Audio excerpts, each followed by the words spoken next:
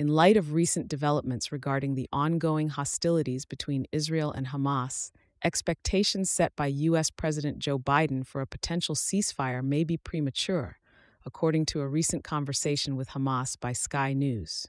Hamas spokesperson Basem Naim has expressed skepticism about the American leader's hopes for a truce by the end of the upcoming weekend, describing them as wishful thinking.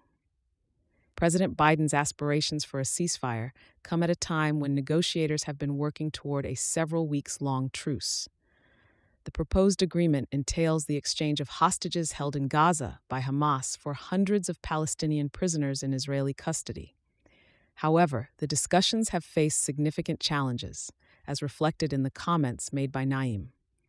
The negotiations, referred to as proximity talks, are taking place in Qatar, with mediators conducting separate meetings with Israeli and Hamas representatives.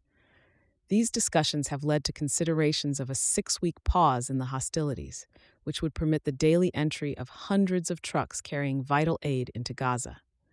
In addition to humanitarian concerns, the terms of the truce remain a fundamental sticking point for both parties.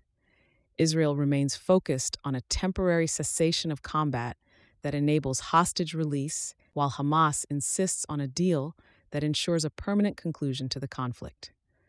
The timing of these developments is particularly notable, as the Muslim holy month of Ramadan is expected to start on the evening of Sunday, March 10th. Naim highlighted Hamas's ambition to reach an agreement by this significant period.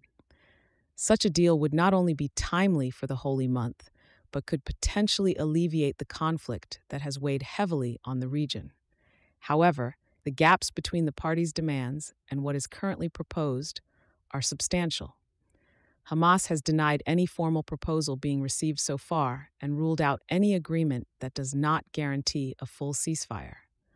Moreover, Naim declined to clarify the location of the group's leader Yahya Sinwar, emphasizing Hamas's right to safeguard its leadership, a leadership whose absence has raised concerns among civilians in Gaza, according to reports received by Sky News. The discussions received additional scrutiny, given that Hamas is recognized as a terrorist organization by the US, UK, and other Western nations.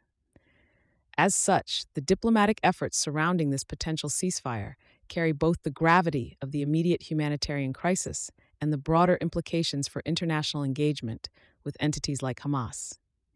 Despite ongoing negotiations in Qatar, tension persists on the ground, with no immediate resolution in sight. The latest updates from these talks point to an intricate situation that showcases the intricacies of mediating a prolonged and deeply rooted conflict. As the world observes the unfolding events, the political landscape in the United States, influenced by impending electoral considerations, adds an additional layer to the already complex diplomatic efforts.